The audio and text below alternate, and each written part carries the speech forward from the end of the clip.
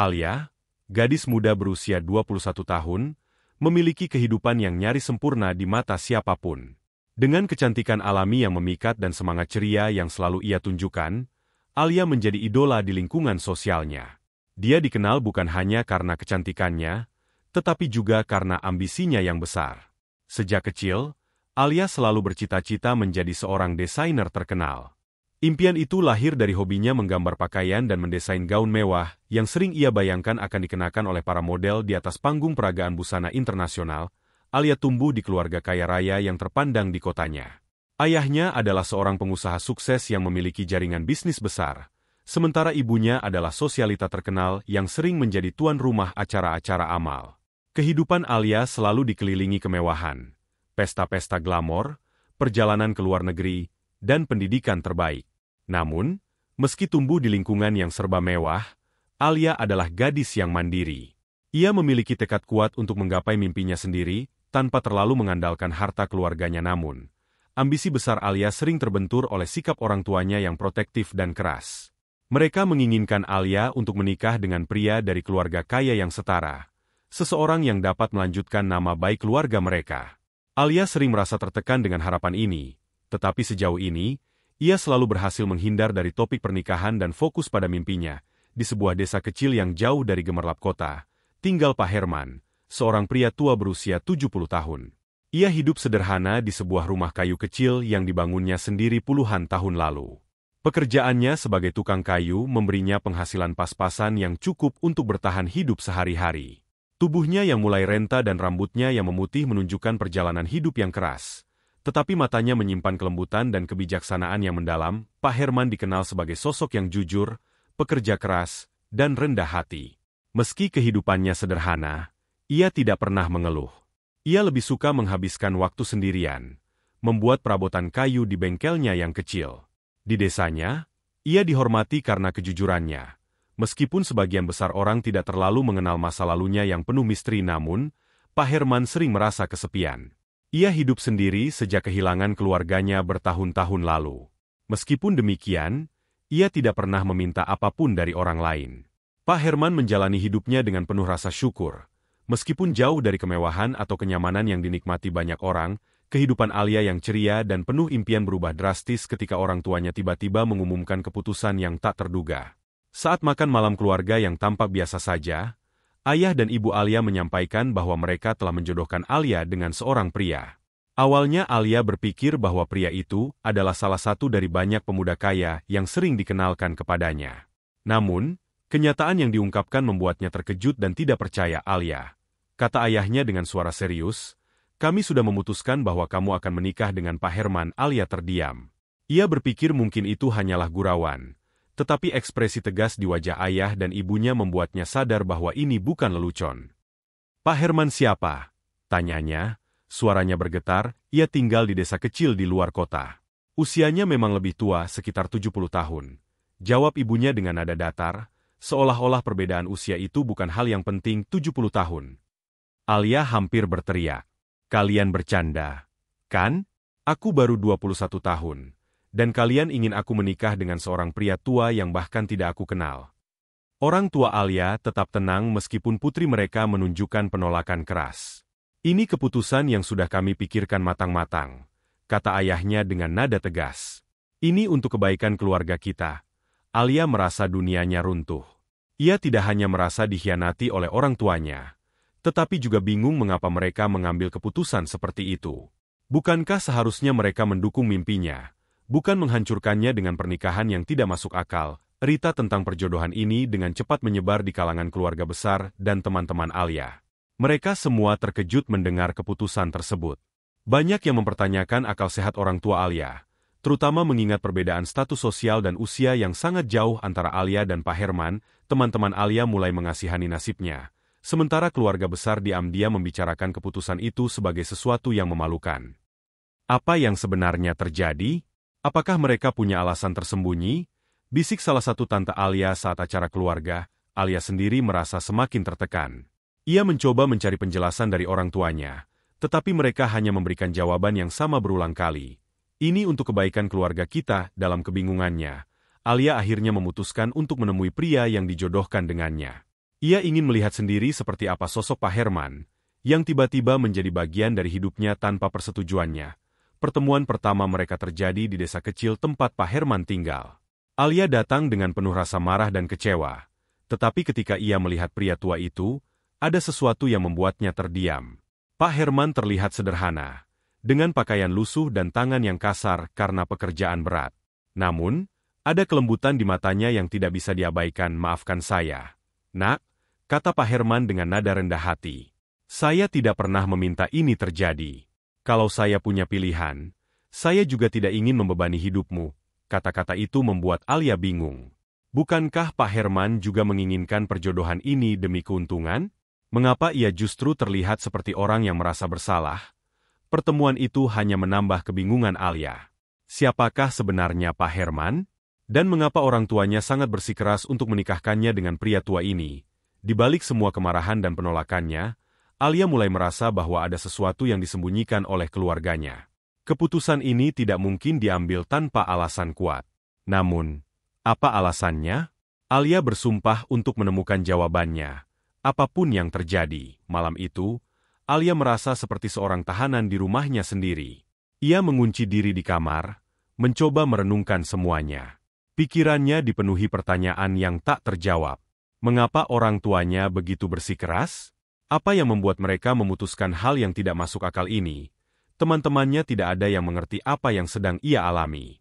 Ketika ia mencoba menceritakan situasinya kepada sahabatnya, Lila, respon yang ia dapatkan hanya membuatnya semakin frustrasi. Pak Herman, pria tua itu, yang katanya tukang kayu di desa itu. Lila terdengar bingung. "Ya, bayangkan, Lila, aku, Alia, dijodohkan dengan seorang pria 70 tahun. Apakah aku ini barang yang bisa mereka tawarkan begitu saja?" Alia hampir menangis saat berbicara. "Ini gila, Alia. Aku nggak tahu harus bilang apa, tapi kamu harus melawan," ujar Lila, mencoba menyemangatinya. Namun, meski dukungan dari teman-temannya membuat Alia merasa sedikit lebih baik, ia tahu bahwa melawan orang tuanya tidak akan mudah. Ayah dan ibunya terkenal keras kepala. Hari-hari berlalu, dan ketegangan di rumah semakin memuncak. Alia terus menolak dengan segala cara. Ia mencoba membujuk ibunya, berbicara dari hati ke hati, tetapi respons yang ia dapatkan tetap sama. "Ibu, kenapa harus aku? Apa yang kalian sembunyikan? Tolong beritahu aku." Alia memohon, matanya berkaca-kaca. Ibunya memandang putrinya dengan penuh kasih, tetapi juga dengan sesuatu yang mirip rasa bersalah. "Alia, kamu harus percaya bahwa ini adalah jalan yang terbaik. Kami tidak bisa menjelaskan semuanya sekarang. Suatu hari, kamu akan mengerti." Jawaban itu membuat Alia semakin putus asa. Ia merasa seperti sedang melawan dinding yang tidak bisa ditembus. Sementara itu, di desa kecil tempat Pak Herman tinggal, pria tua itu juga merasa terguncang oleh keputusan ini. Ketika orang tua Alia pertama kali datang untuk membicarakan perjodohan, Pak Herman sudah menyatakan keraguannya. "Saya ini hanya tukang kayu tua, Pak. Apa mungkin gadis muda seperti Alia mau hidup dengan saya? Saya takut justru membuat hidupnya sengsara," ujar Pak Herman saat itu. Namun, ayah Alia bersikeras. "Kami tidak meminta pendapat, Pak Herman. Ini keputusan yang sudah kami ambil. Anda hanya perlu menerima." Pak Herman sebenarnya merasa tidak layak. Ia tahu perbedaan usia dan status sosial di antara mereka terlalu jauh. Namun, ada sesuatu di masa lalunya yang membuatnya merasa bahwa ia tidak punya hak untuk menolak. Ketidakjelasan alasan di balik perjodohan ini mendorong Alia untuk mencari tahu sendiri. Ia mulai mengamati gelagat aneh orang tuanya. Alia merasa ada sesuatu yang disembunyikan, dan ia yakin jawabannya ada di masa lalu keluarganya. Dalam pencariannya, Alia menemukan beberapa petunjuk kecil yang semakin membingungkan. Ia mendengar pembicaraan orang tuanya di ruang kerja ayahnya. "Kita harus memastikan ini terjadi," ujar ayahnya dengan nada berat. "Tapi, bagaimana kalau Alia tidak pernah bisa menerima? Bukankah ini terlalu berat untuknya?" tanya ibunya dengan nada ragu. "Dia akan memahami suatu hari nanti. Kita tidak punya pilihan lain." Percakapan itu membuat Alia semakin yakin bahwa ada sesuatu yang besar sedang mereka sembunyikan. Namun, setiap kali ia mencoba menanyai mereka tetap bungkam. Dalam kebingungannya, Alia memutuskan untuk menemui Pak Herman sekali lagi. Kali ini, bukan untuk marah atau menyalahkan, Tetapi untuk mencari jawaban, apa yang sebenarnya terjadi? Kenapa orang tua saya menjodohkan saya dengan Anda? Apa yang Anda ketahui tentang mereka? Alia bertanya langsung, tanpa basa-basi. Saat mereka bertemu di bengkel kayu kecil Pak Herman terdiam sejenak. Matanya yang tua tampak penuh keraguan. Nak, saya tidak tahu kenapa orang tuamu memutuskan seperti ini. Saya juga merasa tidak layak. Kalau saya bisa memilih, saya ingin menolak tapi, saya punya alasan sendiri kenapa saya tidak bisa menolaknya. Apa alasan itu? Desak Alia. Pak Herman menggelengkan kepala pelan. Belum saatnya kamu tahu. Nak, maafkan saya, jawaban itu membuat Alia semakin frustrasi. Pak Herman tampak seperti menyimpan rahasia besar yang tidak mau ia ungkapkan. Sama seperti orang tua Alia, penolakan Alia semakin kuat. Ia merasa seperti hidupnya dikendalikan oleh sebuah skenario yang tidak pernah ia setujui. Di satu sisi, ia marah pada orang tuanya. Di sisi lain, ia bingung dengan sikap Pak Herman yang terlihat seolah-olah juga terbebani oleh perjodohan ini. Kenapa semua orang tidak mau jujur padaku? Teriak Alia dalam hati dengan tekad yang semakin besar. Alia memutuskan bahwa ia tidak akan menyerah sampai ia menemukan kebenaran di balik keputusan ini. Apapun yang sedang mereka sembunyikan, Alia yakin jawabannya akan mengubah segalanya. Pernikahan Alia dan Pak Herman berlangsung dalam suasana yang jauh dari kebahagiaan. Tanpa gaun mewah, tanpa gedung besar yang dipenuhi bunga, dan tanpa ratusan tamu undangan seperti yang biasa terjadi di keluarga Alia. Hanya keluarga inti dan beberapa kerabat dekat yang menghadiri acara itu. Alia, dengan wajah dingin dan penuh rasa kecewa, berdiri di samping Pak Herman yang tampak kikuk dalam setelan jas sederhana yang bahkan terlihat sedikit kebesaran. Saat akad nikah berlangsung, Alia hanya menatap lantai, menghindari pandangan mata orang-orang yang hadir, terutama Pak Herman. Semoga Allah meridai pernikahan ini, ujar penghulu dengan suara lembut, menutup prosesi akad. Kata-kata itu terasa seperti beban yang lebih besar bagi Alia. Bagaimana mungkin ini adalah takdir yang harus ia terima? Setelah menikah, Alia harus meninggalkan kehidupan mewahnya di kota dan pindah ke rumah Pak Herman di desa kecil. Rumah itu adalah rumah kayu sederhana yang hanya memiliki 2 kamar, sebuah dapur kecil, dan ruang tamu yang merangkap sebagai tempat kerja Pak Herman. Saat pertama kali memasuki rumah itu, Alia hampir menangis. Dinding kayu yang mulai kusam, lantai yang berderit saat diinjak, dan perabotan sederhana yang sebagian besar dibuat sendiri oleh Pak Herman tidak sebanding dengan rumah megahnya di kota ini. Kamarmu, kata Pak Herman dengan suara pelan, sambil menunjuk kamar yang telah ia rapikan untuk Alia. Alia hanya mengangguk tanpa berkata apa-apa, lalu masuk ke kamar dan menutup pintu dengan keras. Di dalam kamar, Alia duduk di tempat tidur kayu yang sederhana. Ia mengedarkan pandangan ke seluruh ruangan yang hanya memiliki sebuah lemari kecil dan meja rias tua dengan cermin buram. Hatinya terasa kosong, penuh dengan rasa kesal dan tidak percaya. Bagaimana mungkin kehidupannya berubah begitu drastis hanya dalam beberapa hari? Hari-hari pertama di desa menjadi tantangan besar bagi Alia. Ia terbiasa dengan pelayan yang selalu siap membantu, tetapi di rumah Pak Herman, semuanya harus ia lakukan sendiri. Tidak ada AC, tidak ada air panas, dan sinyal ponsel pun sulit ditemukan. Pagi-pagi sekali, Alia terbangun oleh suara ayam berkokok dan palu kayu yang diketukkan Pak Herman di bengkel kecilnya. Ia merasa terganggu dengan semua itu. Seringkali, Alia hanya duduk di kamar sepanjang hari, menatap kosong keluar jendela. Di sisi lain, Pak Herman mencoba bersikap ramah meski tahu Alia membencinya. Ia memasak sarapan sederhana, menyapu halaman, dan sesekali mengetuk pintu kamar Alia untuk mengajak makan bersama. Makan dulu, nak. Saya sudah siapkan nasi goreng, ujarnya suatu pagi. Namun, Alia hanya menjawab singkat, aku tidak lapar. Lalu kembali menutup pintu. Meskipun Alia bersikap dingin, Pak Herman tidak pernah menunjukkan rasa marah atau kecewa. Ia tetap melayani Alia dengan penuh kesabaran. Ia selalu memastikan bahwa Alia memiliki makanan yang cukup, bahkan diam-diam mengganti kasur di kamar Alia dengan yang lebih empuk agar ia lebih nyaman. Hari demi hari berlalu, Alia mulai memperhatikan hal-hal kecil tentang Pak Herman. Misalnya, ia selalu bangun pagi untuk bekerja keras di bengkelnya, meski tubuhnya yang renta sering terlihat kelelahan. Ia selalu menyapa para tetangga dengan senyuman tulus, dan tidak pernah mengeluh meskipun hidupnya penuh keterbatasan. Suatu hari, Alia menemukan sepiring nasi dengan lauk sederhana yang diletakkan di meja kamarnya. Di atasnya ada secari kertas kecil bertuliskan, maaf kalau rasanya kurang enak, tapi makanlah agar kamu tidak sakit. Alia memandang tulisan itu lama, merasa ada kehangatan yang tidak pernah ia duga dari seorang pria tua seperti Pak Herman. perubahan kecil mulai terjadi ketika suatu pagi Alia, tanpa sengaja melihat Pak Herman membantu seorang ibu tetangga yang rumahnya roboh terkena angin kencang.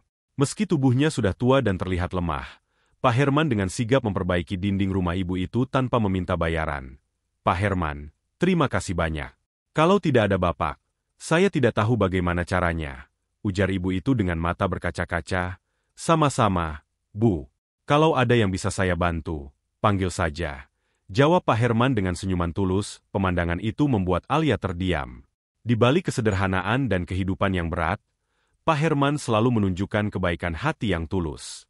Alia mulai bertanya-tanya dalam hati, apakah selama ini ia terlalu cepat menilai seseorang hanya dari luarnya? Ketika malam tiba, Alia mulai membuka diri sedikit demi sedikit. Suatu kali, ia melihat Pak Herman duduk sendirian di ruang tamu, memperbaiki sebuah kursi kayu yang patah. Ia tampak serius, dengan keringat di wajahnya yang keriput. Alia berdiri di ambang pintu, ragu-ragu untuk berbicara. Pak, kenapa Bapak selalu baik padaku, meskipun aku sering marah? Tanyanya pelan. Pak Herman berhenti bekerja sejenak, lalu menoleh ke arah Alia dengan senyuman lembut. Karena saya tahu, ini bukan mudah untukmu. Saya hanya ingin membuatmu merasa nyaman. Saya tidak ingin kamu merasa lebih menderita. Jawaban itu membuat Alia terdiam. Ia kembali ke kamarnya dengan perasaan yang campur aduk. Untuk pertama kalinya, ia mulai merasa bahwa mungkin, hanya mungkin, Pak Herman bukanlah orang yang seburuk yang ia bayangkan. Meskipun perjalanan mereka masih panjang, Alia mulai membuka matanya terhadap dunia baru yang sedang ia jalani. Pak Herman, dengan segala kekurangannya, menunjukkan bahwa ia adalah sosok yang penuh kasih dan keikhlasan. Namun, Alia tetap merasa bahwa ada sesuatu yang masih tersembunyi. Sesuatu yang Pak Herman tidak pernah ceritakan. Dan rasa ingin tahu itu perlahan mulai tumbuh di dalam dirinya, menjadi benih untuk perubahan yang lebih besar di antara mereka. Setelah berminggu-minggu penuh dengan kegelisahan, Alia akhirnya memutuskan untuk mengonfrontasi orang tuanya secara langsung.